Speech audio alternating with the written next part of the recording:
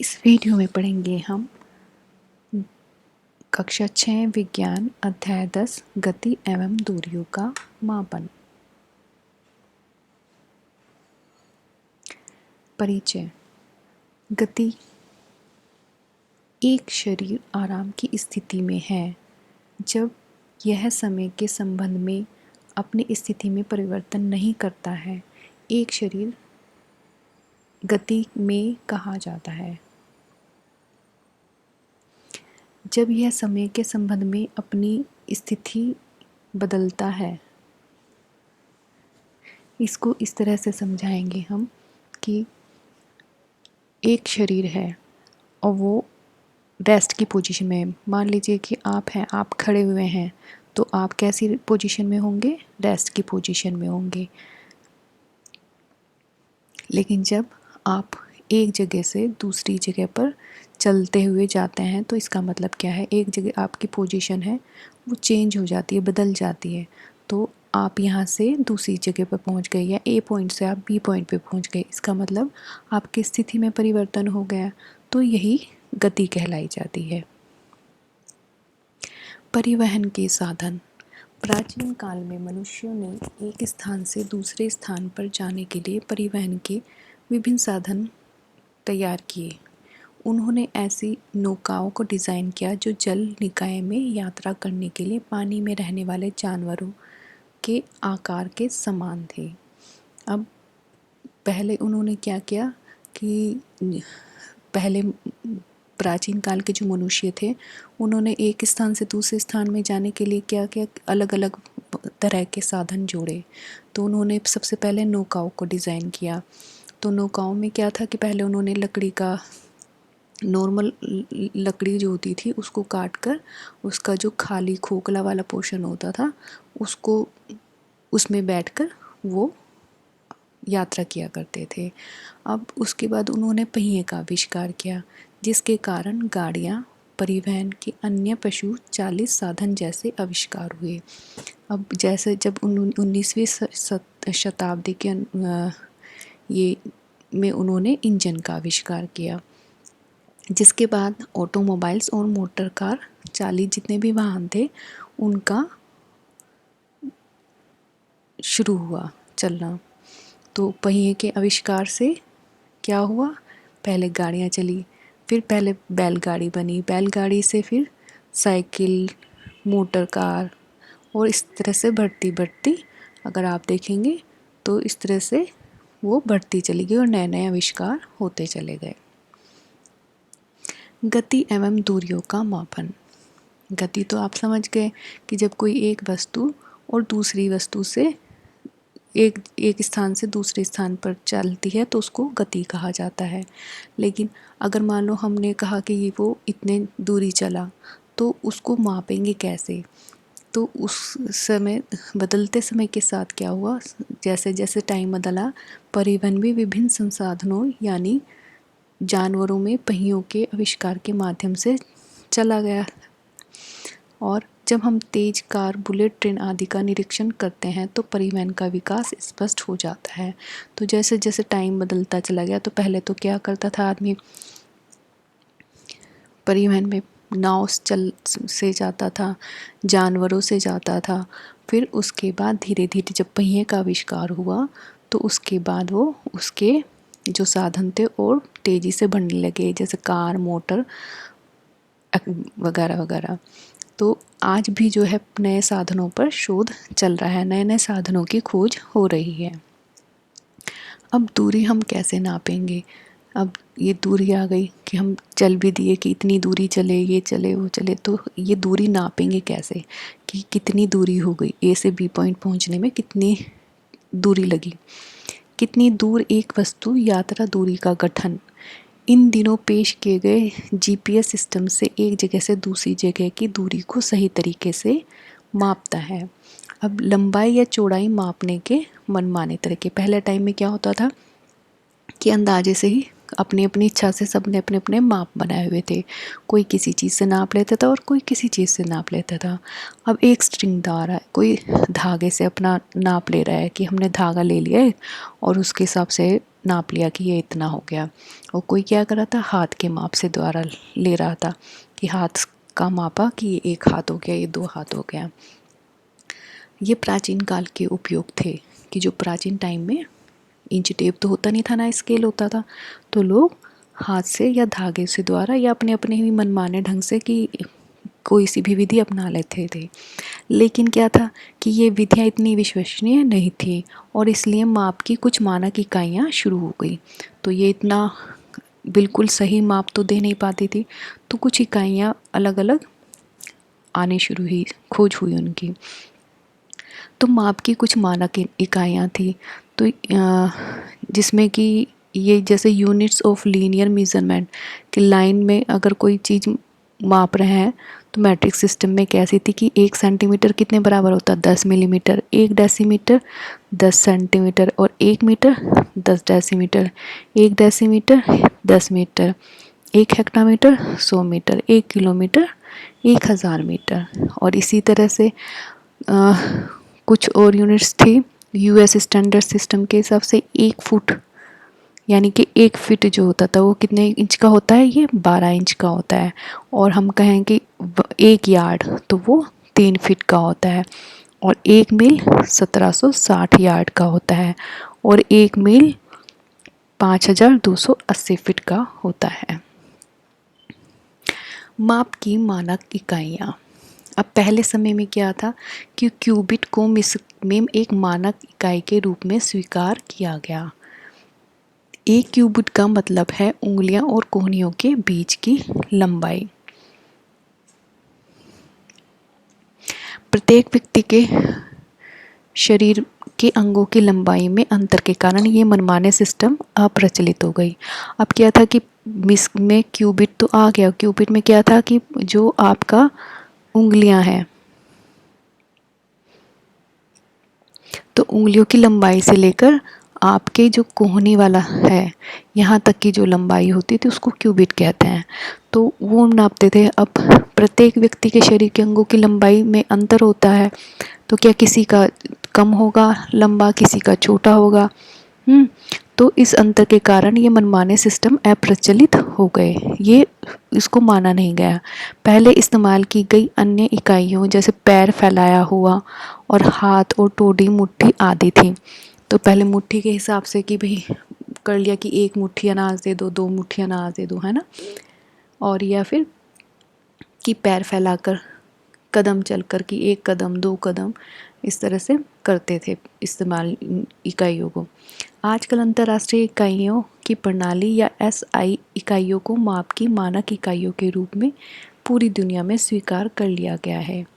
1 metre बराबर होता है 100 सेंटीमीटर, 1 किलो बराबर होता है 1000 ग्राम और 1 सेकंड किसके बराबर होता है, 1/60 मिनट के बराबर होता है। या ये कहेंगे 1 मिनट में 60 सेकंड होते हैं।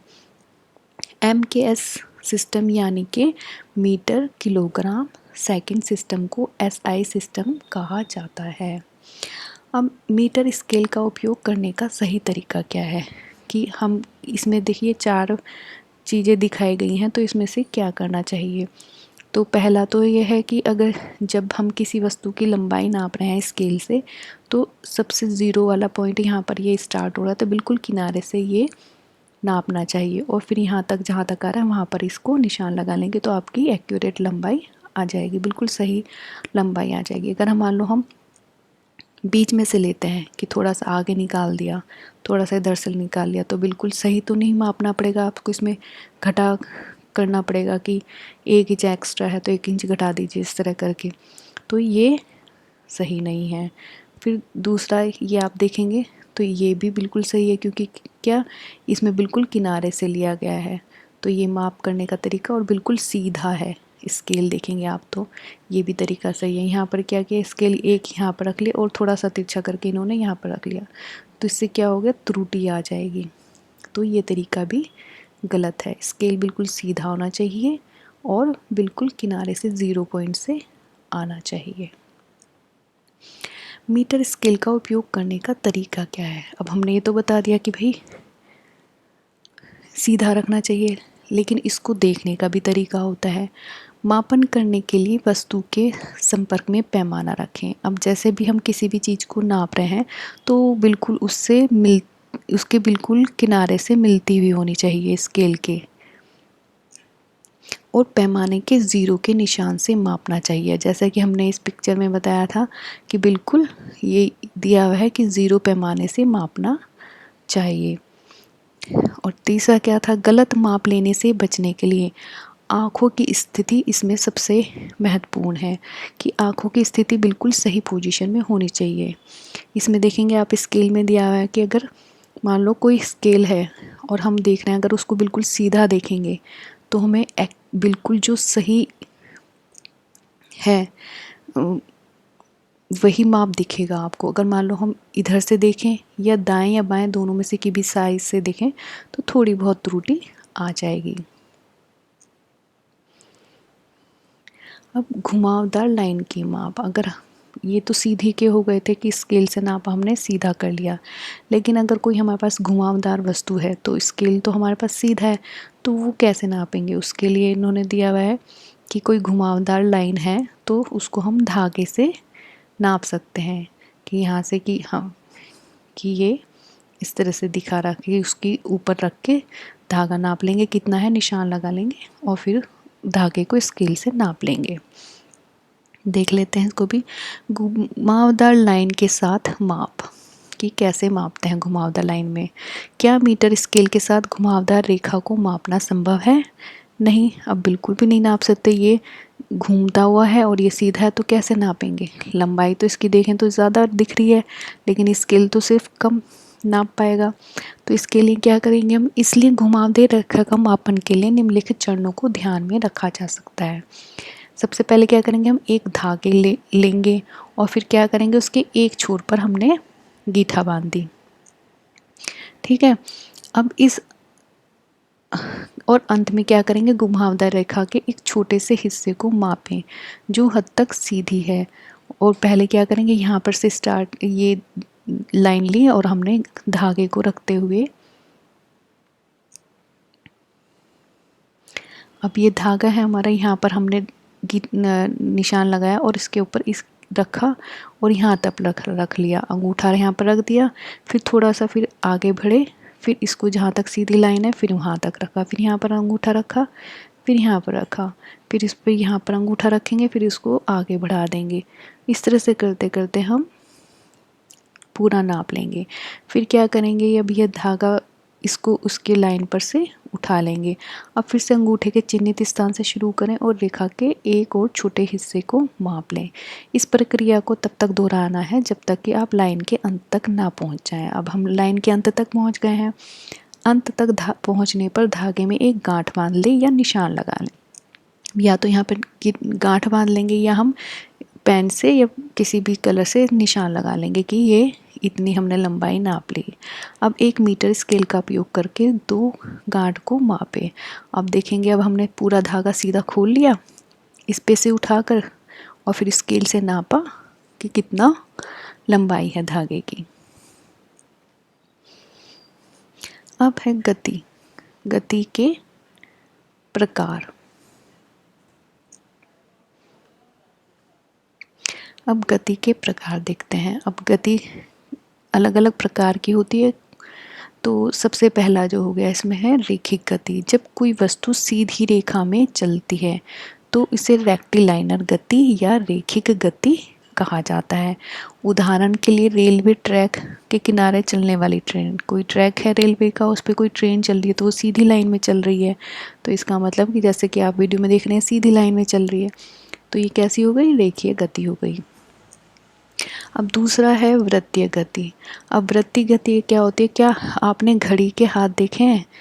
घड़ी के हाथों द्वारा प्रदर्शित गति को वृत्तीय गति कहा जाता है। कि कोई वृत्तीय मतलब कि सर्कल हो गया, ये सर्कल गोल गोल दिशा में अगर कोई चीज़ घूम रही है तो ये कहलाई जाएगी आपकी वृत्तीय गति। अब तीसरे नंबर पर क्या है? आवधिक गति। जब कोई वस्तु समय के साथ एक निश्चित अंतराल के बाद अपनी गति को दोहराता है तो इसे आवधिक गति कहते हैं। एक उदाहरण के लिए इसमें पेंडुलम देखेंगे तो इसमें क्या करता है कि पेंडुलम जो होता है कि ये सीधा खड़ा हुआ है पेंडुलम, तो क्या करेगा, आधे मिनट में इधर जाएगा, फिर ये वापस आ जाएगा।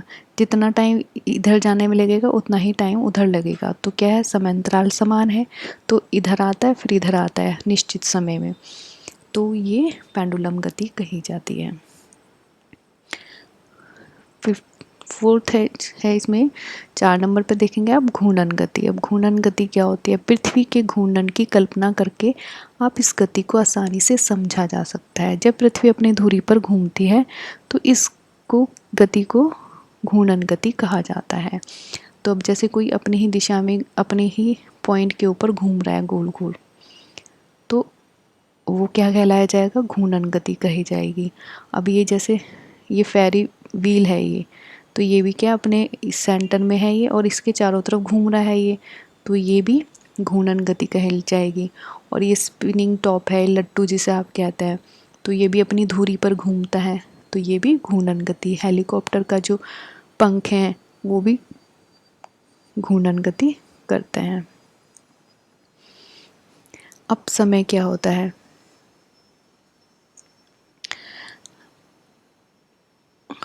समय वह इकाई है जो ये मापती है कि कुछ भी करने में कितना समय लगता है। समय में के संबंध में दूरी मापी जाती है। अब यदि कोई वस्तु एक समय अंतराल t के लिए कुछ गति s के साथ बढ़ती है तो उस समय में दूरी तय की जाती है जो, तो वो क्या होती है, s और t होती है। अब मतलब कि समय क्या है, वह इकाई है जो यह मापती है कि कुछ भी करने में कितना समय लगा। अब जैसे ये घड़ी है, ठीक है, यहाँ पर ये क्या बजे हैं, 12 बजे हैं, एक बड़ी सुई छोटी पे है। तो अगर मान लो कोई हम स्कूल से घर जा रहे हैं तो जब छोटी सुई 12 पर इससे थोड़ी आगे बढ़ेगी और बड़ी सुई 6 पर पहुँच जाएगी, उस टाइम पर हम पहुँचते हैं। तो कितना हो गया, 30 मिनट हो गए। इसका मतलब हम घर से स्कूल में कितने में पहुँचे, 30 मिनट में पहुँचे। तो इसका मतलब क्या हुआ कि वह इकाई और जो यह मापती है कि कुछ भी करने के लिए कितना समय लगेगा, वह और समय के संबंध में दूरी मापी जाती है और समय के साथ दूरी मापी जाती है कि भाई कितनी दूरी में कोई चीज़ चली या कि कुछ काम करने में कितना समय लगा। और इसको सेकंड से, इसका मात्रक क्या हो गया, सेकंड से नापते हैं कि कितने सेकंड लगे, 30 सेकंड लगे, 30 मिनट लगे। ठीक है, तो इस तरह से ये अध्याय समाप्त होता है। धन्यवाद।